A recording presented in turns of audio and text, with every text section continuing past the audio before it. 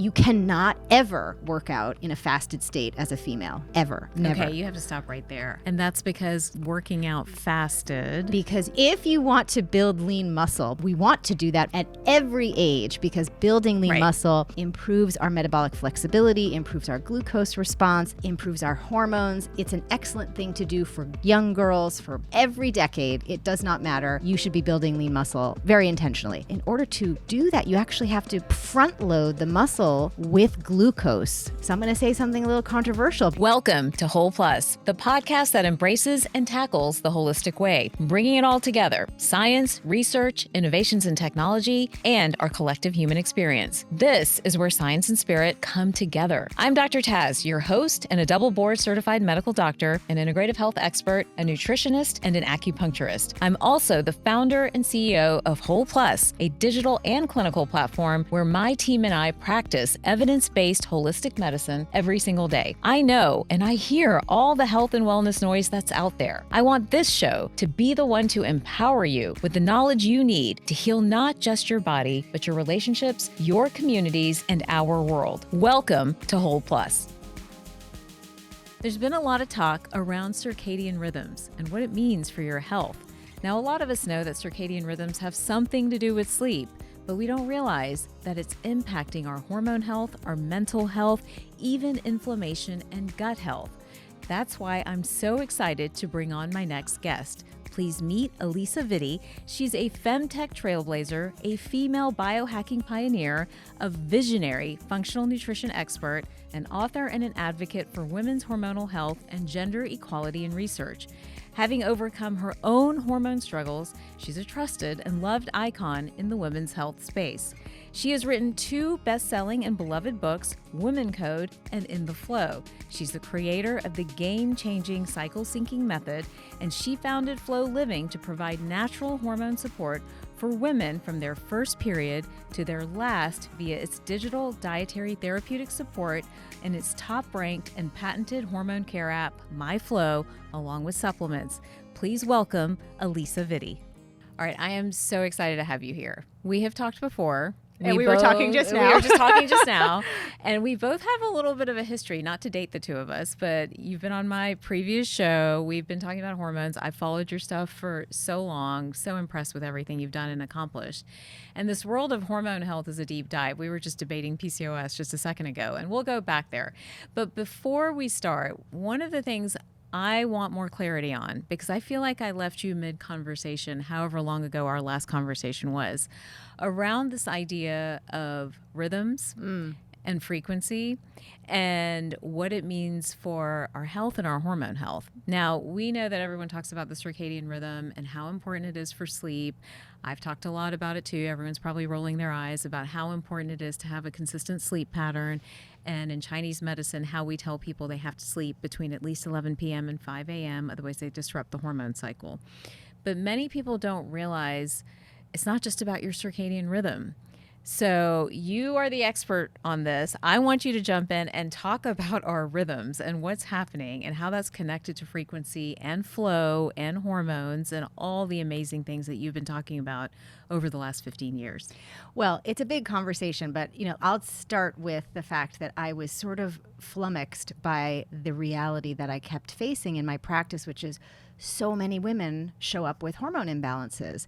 And, it's, yes, one could argue, there's endocrine disruption on the rise with different chemicals and we live a more stressful lifestyle, but that should apply to both genders equally if that's the case, if that's really the root cause. So I kept looking for what are we missing? What's the blind spot? What might we be disrupting and not even be aware of it? And that's when I stumbled upon this second biological clock that women have called the Infradian rhythm. And of course, nobody's heard of it. But it simply refers to the cycle that is longer than a day. Circadian is cycle that is of a day. And infradian is cycle longer than a day. And we as women experience that in our menstrual cycle. But it doesn't just affect our menstrual cycle. It affects our metabolic rate, our immune system, our stress response system, our brain. I mean, it affects major systems of the body. And that was the big aha moment, saying to myself, well, that's what we're missing. That's our big blind spot. We're walking around taking care of ourselves as if we only have one rhythm, and that just by virtue of doing that is dysregulating this other rhythm and the other systems of the body, which explains why more women suffer from hormonal problems than men, which explains why more women have autoimmune issues compared to men, which explains why women struggle with weight loss in a more challenging way than all the things. And it was really revelatory to come across this information and say, well, if we have a system that supports our circadian pattern, right, a sleep-wake hygiene cycle that you take care of, we also need one for the infradian clock. And that's when I created the cycle syncing method to align our self-care with the metabolic changes that are taking place across the menstrual cycle, with the immune system changes, with the brain changes, with the cortisol changes, so that we could really dial in more precisely how we're eating, what we're eating, the amount of calories we're taking in, the types of workouts we're doing across the cycle, sleep amounts throughout the cycle, all of which need to be modulated based on which cycle phase you're in, because your biochemistry is also changing based on this infradian effect. Okay, so in my head, I have a visual of the circadian rhythm, and I'm seeing like a 24-hour day and a clock. Yes. What visual would you give me? The menstrual cycle. So men don't have an infradian rhythm? No. Children don't have an infradian rhythm? And postmenopausal women do not either. It's only active in your reproductive years. So this is a 28-day, 30-day cycle. And there are 4 distinct patterns within that cycle, 4 phases: the follicular, the ovulatory, the luteal, and the menstrual. And each of those unique hormone ratios that occur in those phases affect us in distinct ways, metabolically, cognitively, from a stress response system, etc. Okay, are you ready to break all those down? Sure. I want to break them down, and I also want to tie them back to these other areas that you've talked about when it comes to brain health and immune health and metabolic health and what the ramifications are there. So maybe just let's jump right in. Okay, we've got this infradian rhythm. It's a 28-day to 30-day cycle, roughly. What are the phases? What is significant, I should say, for each phase? So if you talked about the follicular phase, let's start there. What is the follicular phase? So many patients still are confused by their cycle. They're still not sure what the follicular phase is versus the luteal.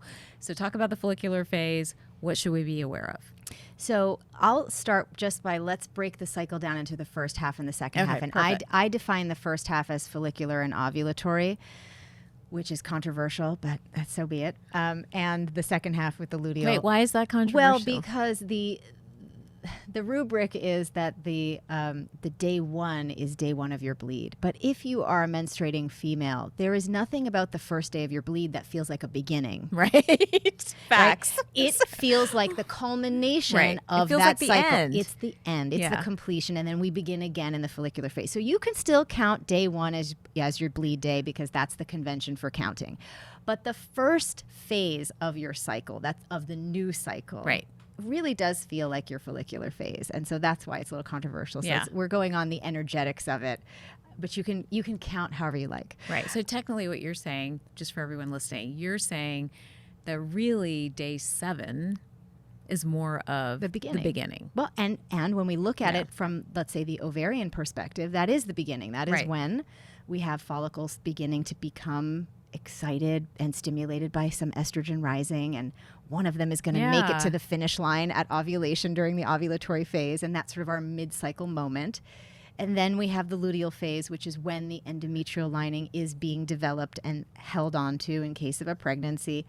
And then it sheds at the nadir of all of our hormonal patterns, right? Then the lining leaves the body through menstruation. So that's what's happening. That's what's actually, and you know what, psychologically, I feel better talking about day 7 as the beginning. I don't know why. It just feels like, okay, fresh start. We're ready for something new. And cognitively in the brain, we have these rising levels of estrogen that's very stimulating. We're interested in new things for the first time from that cyclical perspective, right? So end of menstruation is a very inward phase. In fact, from a brain chemistry, I'm jumping ahead here, but from a brain chemistry perspective, the 2 halves of the brain communicate the most across the corpus callosum during menstruation, which makes you very oriented around interpreting your feelings and facts about a situation and making decisions that will lead you into new things for the next cycle. So, if you're having a tough time at work, you're going to evaluate, well, what is going on? And how do I feel about that? And what would I like to do new in the next cycle to shift this situation, right? Every menstruation is like New Year's Eve. You make resolutions and you move that into the new phase and the follicular phase and plan some things. That's a planning phase, the follicular phase. So it's similar. Your ovary is planning to produce an egg, and let's say cognitively you're planning all sorts of new things to get started on in your life in that cycle. So there's a whole macro and microcosmic situation happening there. So fascinating. It's really interesting to think about it that way. Our biology really dictates so much of our behavior, except when we don't align with it, we feel this tension and we don't make the progress that we could make if we simply embraced it. Wow. So back to the follicular phase. So you've talked about, new month, new goals, fresh start, new strategy. What's happening maybe at an immune level, at a gut level, hormonally? Hormonally, just some gentle rise in estrogen, energy starting to pick up. Metabolically, we have slowed things down. So our metabolism slows down at this time. We're more efficient. And we just aren't doing something, let's say, that's so metabolically intense, like producing an organ, a little organelle called the endometrial lining. So we aren't needing to consume as many calories. So you can have lighter meals, you can have fewer calories. From a cortisol perspective, resting cortisol levels are lower. So you can do more intensive cardio. You can strength train every single day of the cycle. But from a cardiovascular perspective, you can do your cardio dance classes and your HIIT workouts in that first half of the cycle, follicular and ovulatory. Once we cross over ovulation into the luteal phase, looking at, let's say, metabolic rates and cortisol patterns, the metabolism speeds up because we need to 3D print this endometrial lining. It's very nutrient heavy in terms of requirements. So we have to be much more rapidly extracting nutrients from our food, and we burn through that more quickly so that we can extract the most. So studies show you need more, like 280 more calories per day just to keep your blood sugar stable while your body is building this little organelle, if you will, right? And that's important because so many of us continue to try to restrict, continue to try to fast. We should talk about fasting. Yes, we have to. And continue to try to eat salads and smoothies. And we find that we're sort of like in a trance at the bottom of a bag of chips at some point during the day in the luteal phase, thinking, what happened? Why can't I control my hunger the way that I was controlling it last week? Right. And what's happened is that Infradian effect has taken hold of your metabolic rate. It's sped up, but you haven't modified your diet to accommodate that. And then you end up binge eating things that are not helpful to you and can exacerbate your PMS. Right? Any disruption in your blood sugar levels will then recruit extra cortisol, which then downregulates the production of progesterone, which exacerbates your symptoms of PMS. Simply by dialing in your caloric intake properly in the luteal phase, all phases of the cycle, but especially in the luteal phase, you can stay away from that insulin cortisol situation and keep progesterone buoyed where it should be so that you have enough to counteract sort of the estrogen that's rising in this phase of the cycle. PMS is simply a situation in the luteal phase where there's more estrogen than progesterone. And so many women have this scenario in their 20s, in their 30s. And by the time you hit perimenopause, it starts at 35, but let's say you're hitting it really harder in your early 40s, that 2-decade plus scenario in which you have been underproducing progesterone really starts to come back in a negative way in terms of exacerbating the journey of perimenopause and aging you hormonally much more rapidly than you should be. And that's unfortunately a common thing. In fact, a study just came out about a month ago talking about how women are going through perimenopause much earlier at a historic global rate. And I mean, that's simply one of the main reasons is simply by, just dysregulating this infradian metabolic situation for decades. Yeah. And I'm concerned that's actually starting in puberty, like in our young girls, because I feel like, if we think about a span of, 15, 16 years of practicing, I feel like there's a downward shift in the symptomology around hormones. Like our younger girls are having incredible, I'm talking about like 13 to 21, incredible PMS, right? They're having early diagnoses of endometriosis, Precocious puberty is on the rise in both genders. PMDD, like all these different things. And so, selfishly as the mom of a now 17-year-old, it's like there's a lot of concern about what's going on there. And then the other thing I'm seeing too, as we look at labs, is that downward shift of progesterone earlier and earlier. So in the hormone shift, I had talked about how it's a big thing for the current generation from 20 to about 30. Now, I mean, that book was 2 years ago. I would actually even say that I'm seeing it in our teenagers, where progesterone levels are plummeting. They're having a lot of estrogen dominance, and in turn, both the cognitive component, the autoimmune or inflammatory component, and then definitely the overall, classic hormonal symptoms are all presenting. Right. Is that something that you would explain with this infradian rhythm? I think that one of the root causes of so much of the disruption that women are experiencing comes down to this mismanagement of our infradian rhythm. Absolutely. In my first book, Woman Code, I talked about how do we triage the endocrine system when things are problematic, how do we interact with our hormones, with food and supplements. And you can, of course, recalibrate your body dietarily to address these hormonal issues, to address excess estrogen, etc. But and this is why I wrote the second book, right? Because in the flow, talking about this infradian effect, even you can't just stay in a state of triage forever. We need a lifestyle that aligns with our hormonal biology so that we're not every single day disrupting it. In fact, when I was being interviewed by a male biohacker, he said, "Oh my goodness, I am wrecked if I have one thing off with my morning routine." Mm-hmm.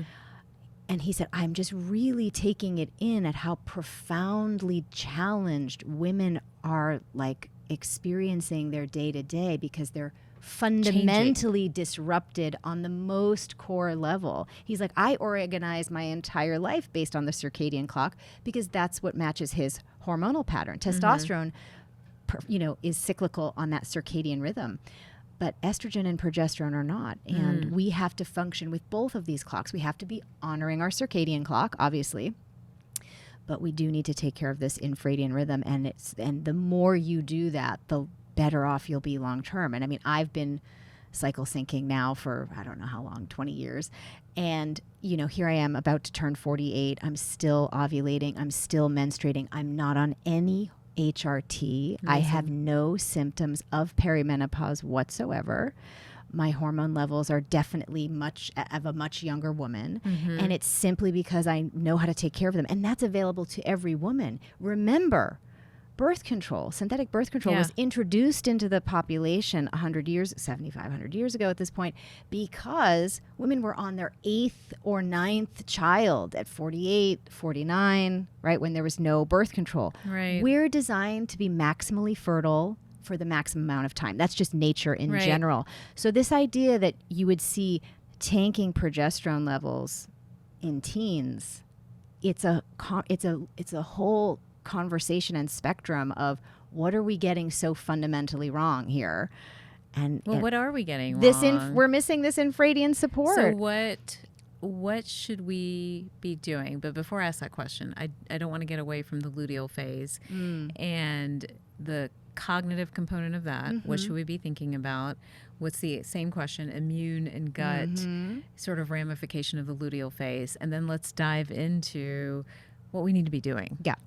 Okay, so in the luteal phase, it's my favorite phase because it's the phase where progesterone enters the party, and she is for sure my favorite hormone. Yes, mine too. I know everybody thinks it's ovulation is like the fun time, and it is a 2-day peak period. You know, you have this super surge of estrogen in the brain, so cognitively your verbal and social centers are hyperstimulated, and it's easy for you to be extroverted and do forward-facing social things for that short period of time, you know?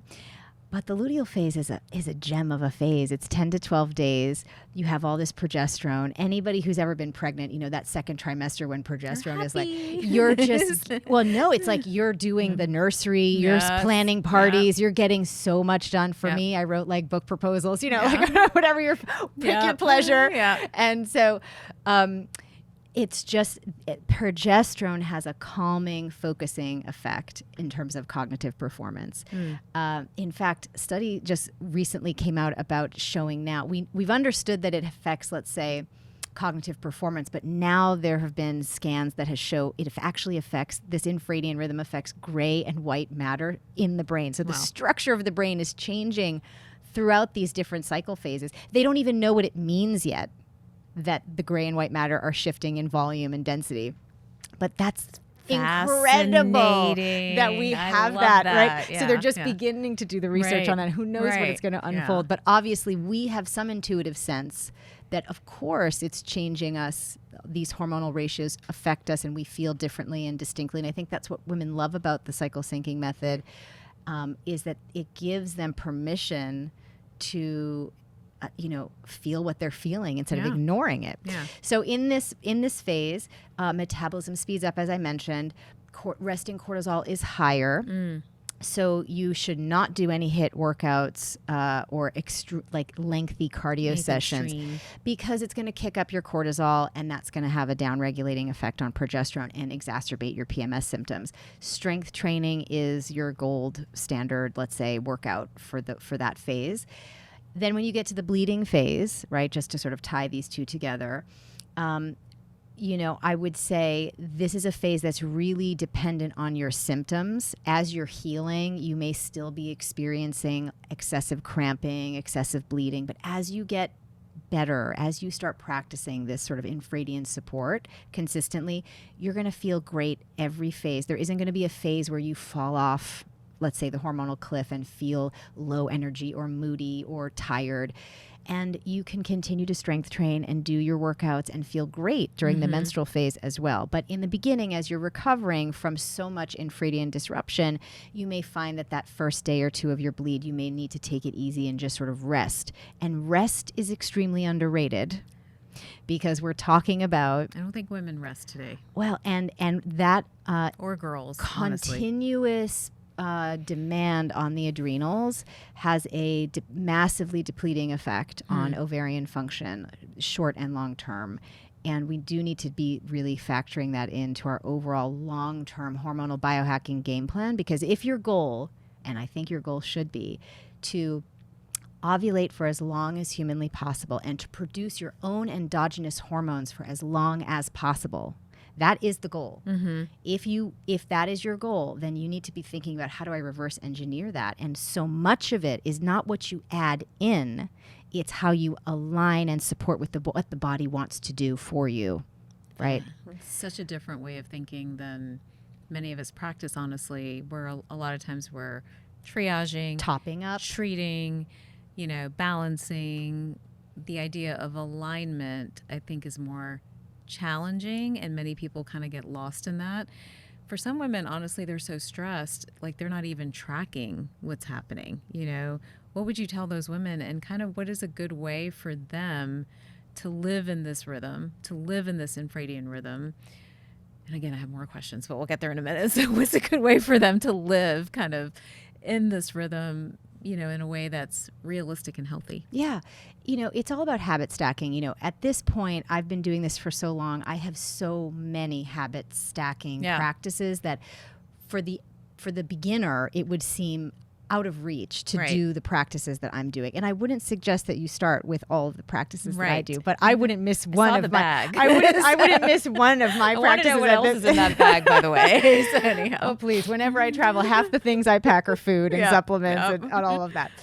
But, you know, when I recommend women get started, just start with what you're comfortable. Pick a lane. Is it going to be the food or is it going to be the fitness? What feels more doable for you? In a lot of cases, the fitness is the first step for a lot of women. So you start to shift your workouts. You start to really reap the benefits of not pushing yourself to do the same types of workouts day in and day out as you go through a cycle or two, and you start to see, oh, my PMS is a little bit less intense the second month because you're not draining your adrenals continuously. And then the second layer, if that's the first pass that you take, the fitness pass, the second layer would be managing your blood sugar through modulating caloric intake across the cycle, right? Because when you dial in, because from the endocrine system's perspective, that's like the best gift you could give it. Right. You know, giving it, keeping that blood sugar level stable and not forcing this insulin cortisol kind of overcompensation, right? Where your insulin, too much insulin to overcompensate for too much carbohydrate Right. intake.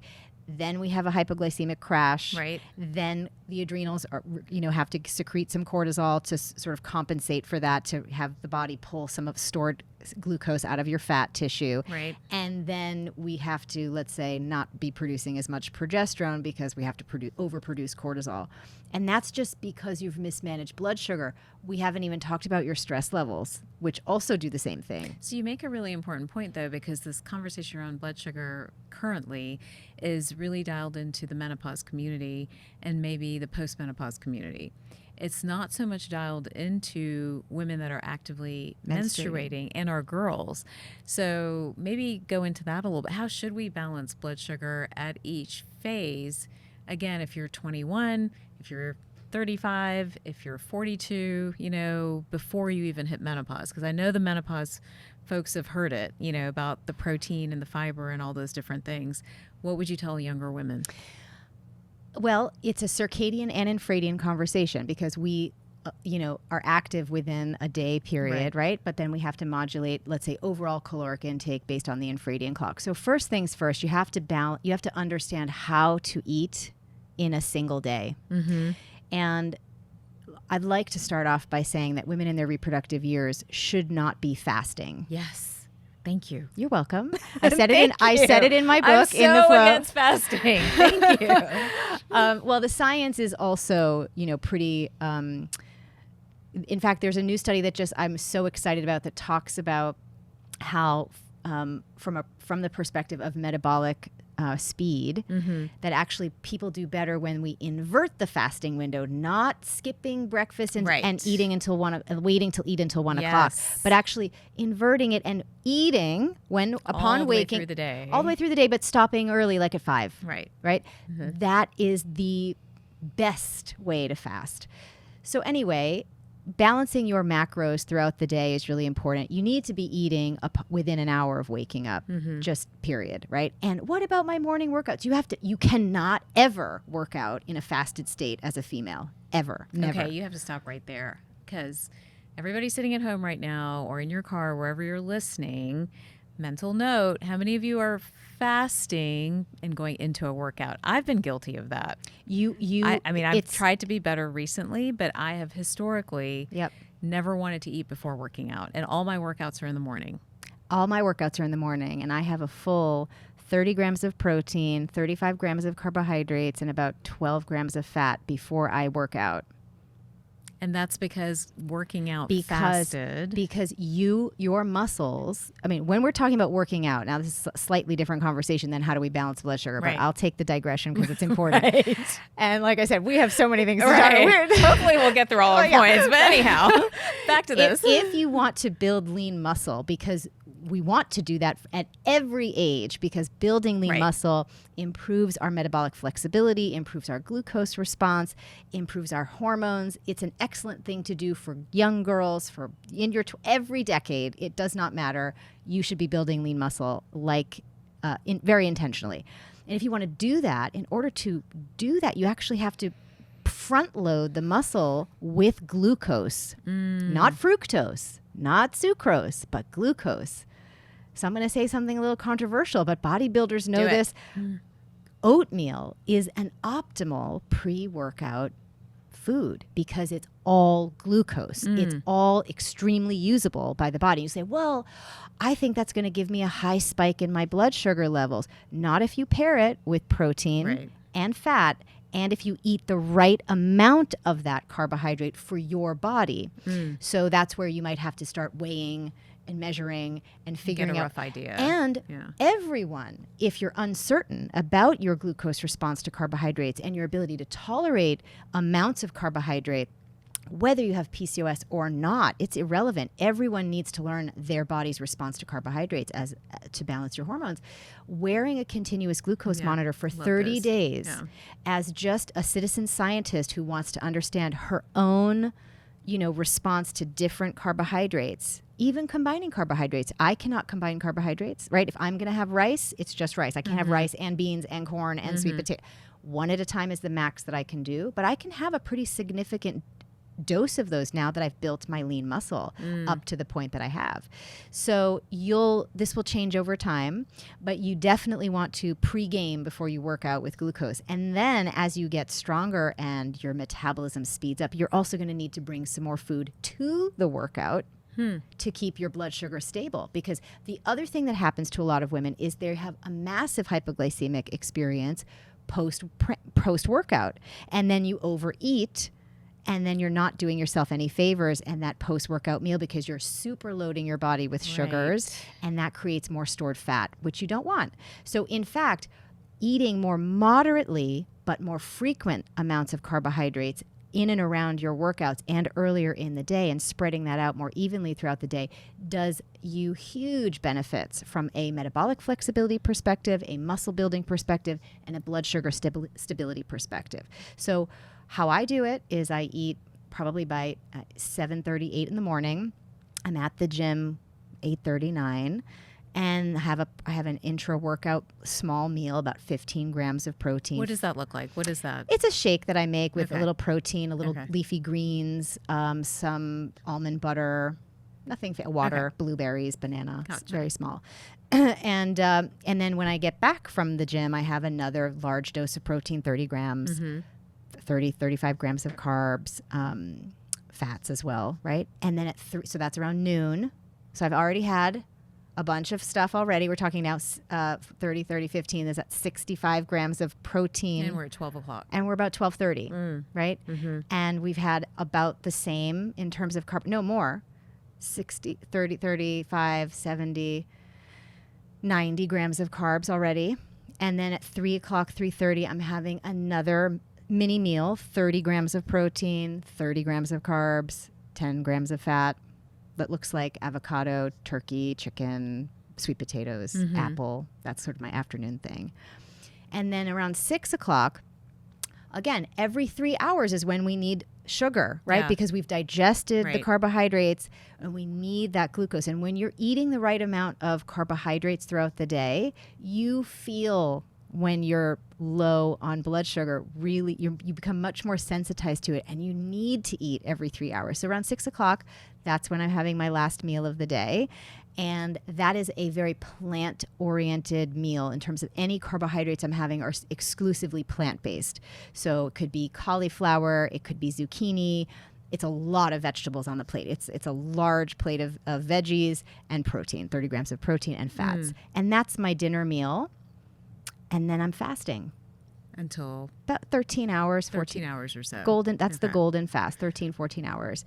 And that's what I'm doing right now. And it's amazing how, you can shift your body composition. So I was just playing around with this and dialing this in. And in the past 7 months, I've lost 25 pounds of fat. Wow. My fat percentage right now is 18%. My BMI is 20.4. I have put on about 10 pounds of lean muscle. I'm lifting super heavy. My hip thrust is up to 220 pounds. It's so much fun. Yeah.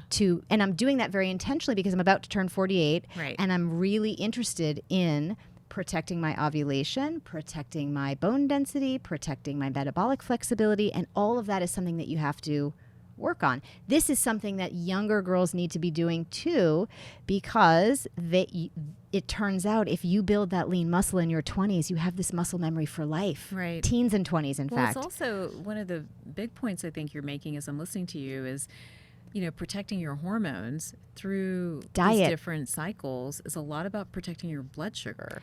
Well, that's what I wrote about in the first book. Yeah, and owning absolutely. your blood sugar, because, we have an epidemic of infertility. We have an epidemic of endometriosis. We have an epidemic of PCOS.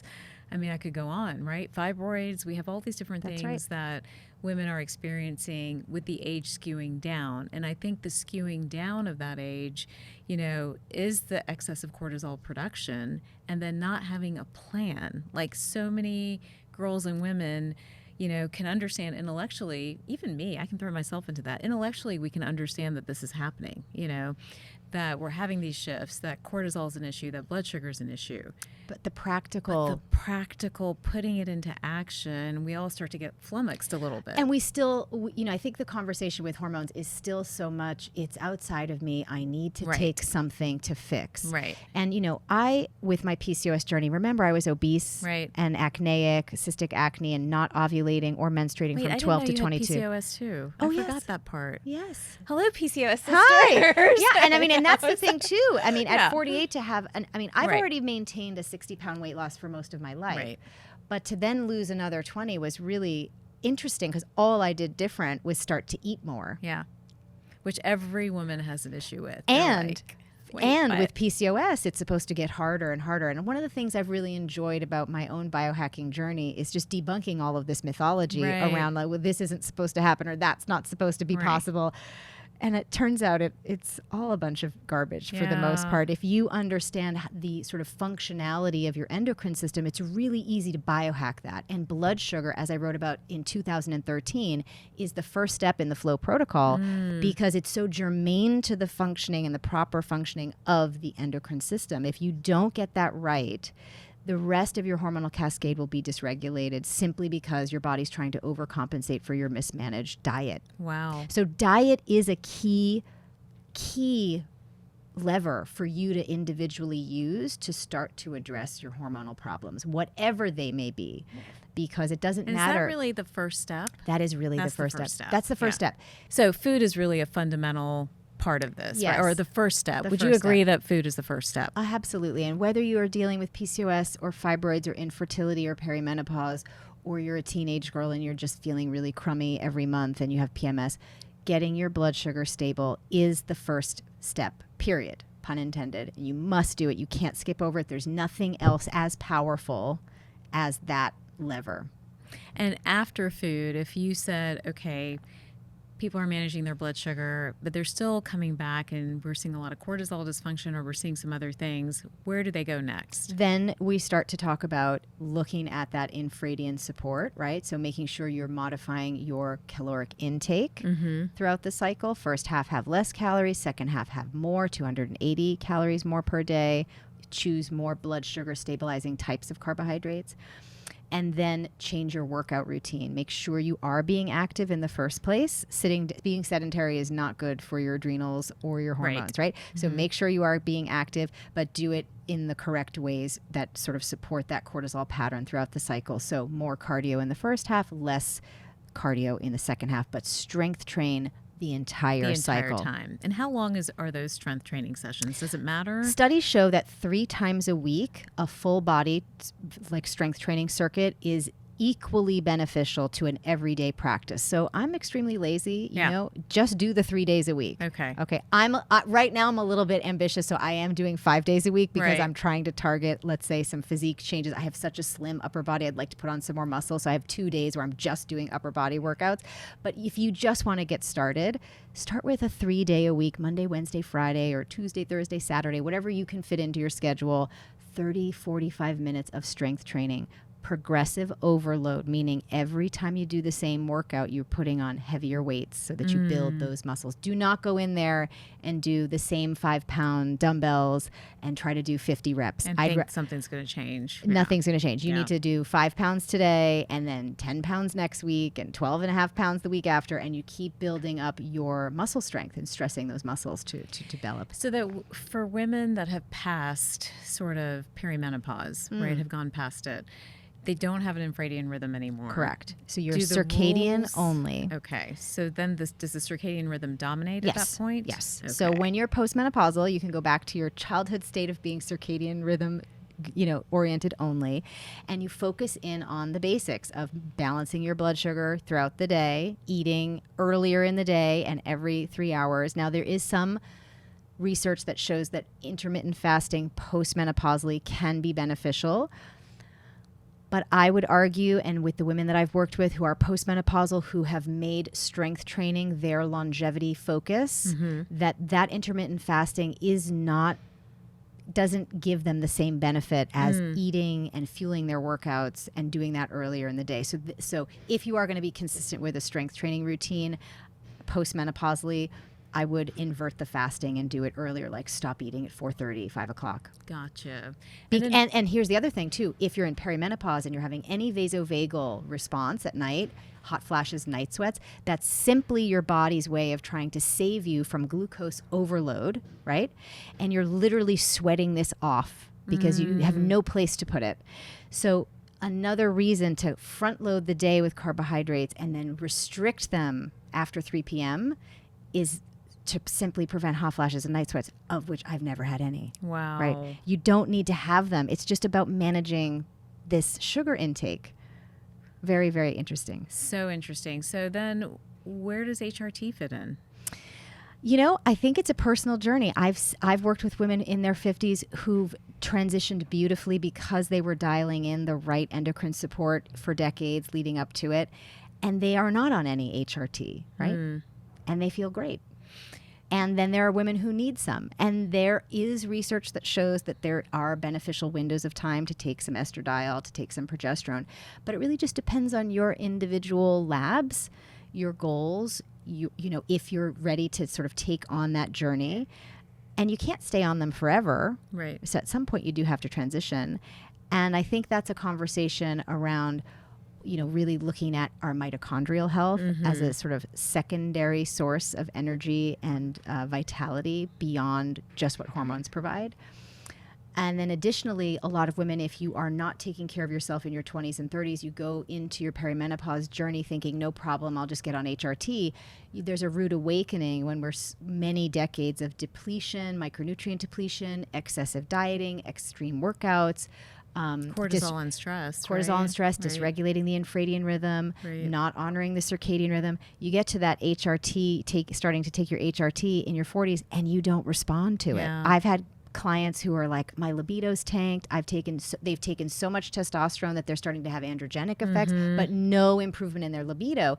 And it's their ovaries are so suboptimally performing, they just can't respond to all this hormone stimulation. So where would you direct somebody like that who's so depleted, not responding? Where do they wind their way? Same place. Same thing. Okay. You have to. You can't get around the basics. Right. You can't cheat, guys. Sorry. I wish I could tell you that. Listen, if there was a magic bullet, I would have been taking it 25 years ago when I was struggling with being 210 pounds, not ovulating, not menstruating, depressed, anxious, insomniacal, cystic acne. It was a mess. I was sort of trapped as a 20-year-old with a postmenopausal sort of situation. It was really challenging. Yeah. If there had been a quick fix, I would be the first one to tell people about it, because when you have hormonal problems, you really do have to commit yourself to supporting your body in a way that is not conventional, right? Because our modern lifestyle says, eat whatever you want, drink wine at night. Right. I stopped drinking alcohol at 35 because that's when perimenopause began. And I said, I don't want any excess glucose cooking me from the inside, aging me metabolically, increasing my risk of cancer, or slowing down, or speeding up my ovarian aging process. I didn't want to do this. So I made that choice. That's an unconventional choice, but it's one that's paid huge dividends for me. Yeah, definitely. And I think that we have to make these unconventional choices to protect our hormones in an environment that is really not aligned with supporting our biology, with our infradian rhythm. Keep in mind that men, why are only like 20% of men having hormonal problems? Well, because the whole environment is set up to support their testosterone cycle. Yeah. Although they're struggling a lot too now with less than us. Definitely less than us. And yes, it should get worse for men because the environment's getting worse for everybody. So I wouldn't be surprised to see those numbers balance out at some point. But still, fundamentally, having that circadian clock be the dominant clock of society is a big advantage for their hormones. Are you worried? Last question, I promise. But are you worried about EMFs, light cycles, hormones, how it matches to the infradian rhythm? Are you worried about that? Because we have light everywhere now. Worry is a strong word. I would say I'm intentional about it when I can be. So, for example, in my home, I don't use LED lighting. There's blue light blocking happening when needed after 6 p.m. Right. And then sunlight in the morning. So absolutely, you want to. Our bodies are wired to use natural lighting like sunshine to activate that super ischemic clock that sort of helps set up the circadian rhythm for success on a daily basis. So yes, that's an important thing. I think you can go down the rabbit hole with that, and I find that that's a form of stress that I try to mitigate by just saying, okay, well, what are the things that I can control? That's a good point. Right? Yeah. And I don't want to make myself feel anxious about all the disruptions that are out there. And there are countless. So many. Right. But you can, and I say this to everyone who comes through Flow Living, just control the things that you can in your environment. So get rid of the toxic chemicals in your beauty products, in your cleaning products. Make sure they're out of your children's environment, right? Simple things like making little unconventional choices like I don't have any rugs in my home. Yeah. Right? Yeah. Because rugs just collect dust. Dust is a major endocrine disruptor. And so, dust once a week kind of a thing, little simple habits that you stack over time is really the name of the game. Think about it this way. What creates wealth? Money over time. Right. What creates health? Habits over time. I love that. So don't just think about, well, what do I need to do right now just to fix this? Think about the long game for yourself, for your children. I have a 10-year-old daughter, 10 and a half. I have been reverse engineering her optimal pubescent transition since she was in my uterus with the choices that I made, what I was eating when I was pregnant, how I fed her in the first 6 months of solid food, how long I breastfed her, what she eats, her school lunches that I pack. Everything that I do is so that she cannot have the experience that I had with a hormonal chaotic journey. It's totally avoidable, whether you're a teenager, in your 20s, in your 30s, in your 40s. We didn't even get to talk about birth control, which is another form of HRT. A really important topic that we have to get into at some point. We do. And even for women in their 50s, I think so much of this is still relevant. But blood sugar's the big one. That's what I've taken away, like really managing blood sugar and understanding where we've been maybe misguided with some of the there's a information daily out there. practice and there's a cyclical practice, right? So you got to balance your carbohydrate load during the day, but then you also have to balance overall caloric intake first half and second half of the cycle. Can we reverse ovarian aging? Can we, if the train's out of the station, can we turn it around? Absolutely. Absolutely. Because aging of the ovary is really about inflammation, and you can absolutely reverse inflammation. In fact, having worked with so many women at Flow Living over the years who have been, let's say, dealing with idiopathic infertility, watching them come in with levels of FSH at level 16 and then just within 3 months getting those levels down to 7 or 8, absolutely, that's reversing the age of the ovary because, and then we haven't even talked about melatonin and its role in ovarian aging. So there's so much that you can do to slow down the train, even if you feel like it's gone a little too fast or you're identifying that you feel like you're aging faster than you want to from a hormonal perspective. What does that mean? You're 42, you have night sweats. You're 43, your cycle's irregular, right? You're aging too A quickly. little bit too fast. Yeah.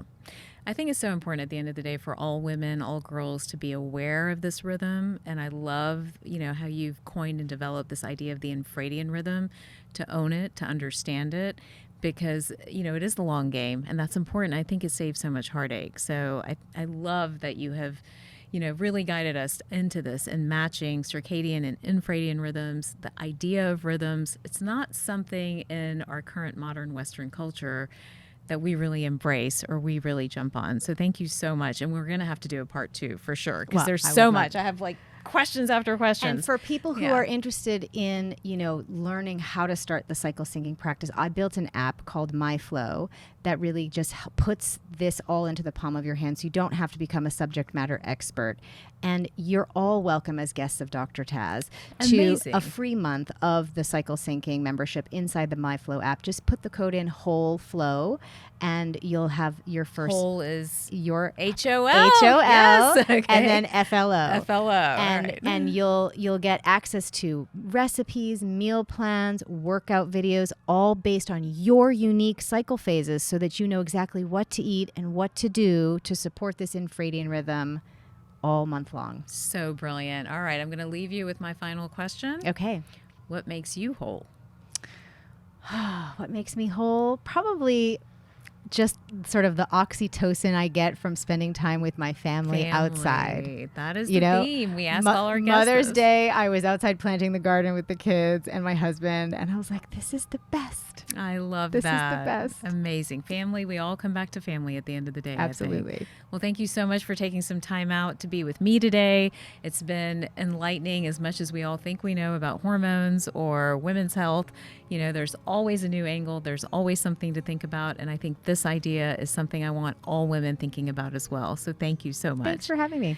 Thank you so much for listening to this episode of Whole Plus. Be sure to share this episode with your friends and family. And if you haven't already, please take a moment to subscribe to this podcast on YouTube or wherever you get your podcasts. To engage with the community, follow @LiveWholePlus and check out our website, wholeplus.co. That's HOLPLUS.co for more resources and information on holistic health. See you next time.